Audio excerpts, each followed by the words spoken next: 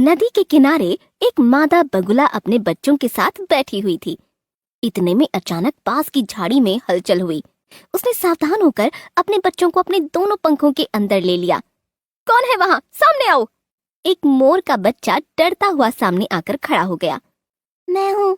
वहाँ एक बड़ा अजगर आ गया है, वह मेरा पीछा कर रहा है।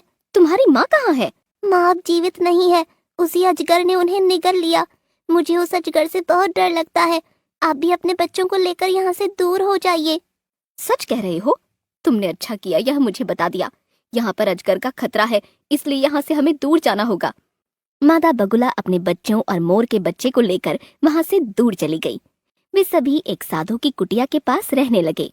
एक दिन मोर के बच्चे ने फिर उसी अजगर को देखा जो साधु की गाय के पास पहुँच चुका था। मोर का बच्चा तुरंत साधु जी के पास पहुँच गया। महाराज, आपके घर के पास एक खतरनाक अजगर आ गया है, आप अपनी गाय को बचा लीजिए। साधु महाराज बाहर आए और अजगर को देख लिया।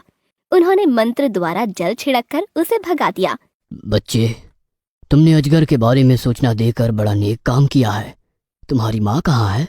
महाराज, उसी अजगर ने मेरी माँ को मार दिया है, मुझे इस दुनिया में अकेला कर दिया है। मैं हर वक्त उससे बचता फिरता हूँ। बच्चे, अब तुम्हें उस अजगर से या किसी भी जानवर से डरने की कोई जरूरत नहीं है। यहाँ आओ, मैं अपनी मंत्र शक्ति से तुम्हें एक अमोघ सुरक्षा चक्र दे रहा हूँ। आज से तुम्हारा नाम अभय होगा।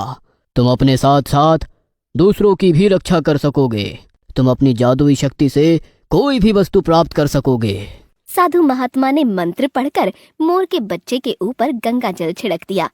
आपकी बहुत बड़ी कृपा हो गई महाराज। मैं परम भाग्यशाली हूँ जो आपका आशीर्वाद मुझे मिला। आपने मेरा नाम अभय रख दिया, इसलिए अब मुझे किसी का भय नहीं है। मोर का बच्चा अभय उस बगुले और उनके बच्चों के साथ साधु महात्मा की कुटिया के पास रहने लगा। एक दिन बगुला माँ जलाशय में मछलियाँ पकड़ने गई थी। उसके बच्चों को भूख लग गई। अभय भैया, माँ अभी तक नहीं आई, हमें बड़ी भूख लगी है, खाना चाहिए, खाना चाहिए। अभय ने आसमान की ओर देखा और इच्छा प्रकट की तो सामने खाना प्रकट हो गया। बगुले के बच्चे खाने लगे।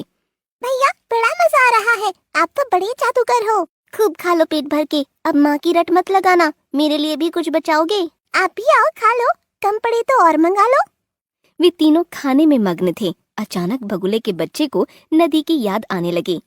अबे भैया, नदी का किनारा याद आ रहा है, वहाँ बड़ा मजा आता था। चलो चलते हैं, पास में ही तो है। नहीं नहीं, जब तुम्हारी माँ यहाँ आएगी और तुम्हें नहीं पाएगी तो बहुत पछताएगी। उनके आने के बाद ही जाना ठीक होगा। इसके बाद अभय पास में जाकर कुछ फल ढूंढने लगा। इतने में बगुले का बड़ा बच्चा अकेले ही चुपचाप चल दिया। अभय वापस आया तो उसका माथा ठनक गया। वह समझ गया कि बड़ा बच्चा नदी किनारे गया होगा। उसने छोटे को साथ लिया और नदी किनारे पहुंच गया। वहां का नजारा देखकर अभय चकरा गया। एक मगर बड़ा सा मुंह करके बगुले के बच्चे को खाने आ रहा था। अभय ने दूर से ही उस पर अपनी चमत्कारी नजर डाली और मगर का मुंह खुला का खुला रह गया। उसके कदम भी रुक गए। जल्दी से यहाँ आओ मुन्ना। बगुला का बच्चा दौड़ते हुए अभय के पास आ गया। एक दिन अभय दोनों बच्चों के साथ खेल रहा था। अजगर कुटिया के पास आ गया। इस बार वह बगुले के बच्चों को निशाना बनाना चाहता था। वह उनकी तरफ बढ़ने लगा। बच्चे डर कर पिछड़ने लगे। बगुला माँ वहाँ नहीं थी। अभय आकर अजगर के सामने खड़ा हो गया। ये अजगर, तू चुपचाप यहाँ से चला जा, बच्चों की तरफ देखना भी मत। अच्छा हुआ तुम भी आ गए। अब तो 3 आहार हो गए। चलो, पहला नंबर तुम्हारा लग जाएगा।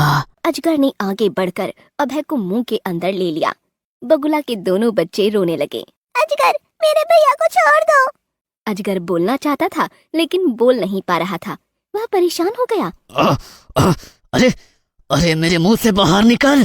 तू पक्षी है या आग का गोला? मेरा मुंह जल रहा है। अजगर परेशान होकर इधर उधर घूमने लगा। उसके मुंह के अंदर कुछ आवाजें आने लगीं। मुझे माफ कर दो, मुझे मत मारो, मर जाऊंगा। तुमने मेरी माँ को मार दिया, मुझे अनाथ कर दिया, अब अपनी बारी आई तो रोना आ रहा है। अभय बाहर आ गया और अजगर छटपटाता हुआ बेहोश हो गया और उसके प्राण पखेरु उड़ गए। अभय, तुम ठीक हो ना? अजगर तो मर गया। मैं बिल्कुल ठीक हूँ। यह अजगर मेरे बगुला भाइयों पर आक्रमण करने आया था, अब स्वयं ही जलकर मर गया। इसे इसकी करनी का फल मिल गया।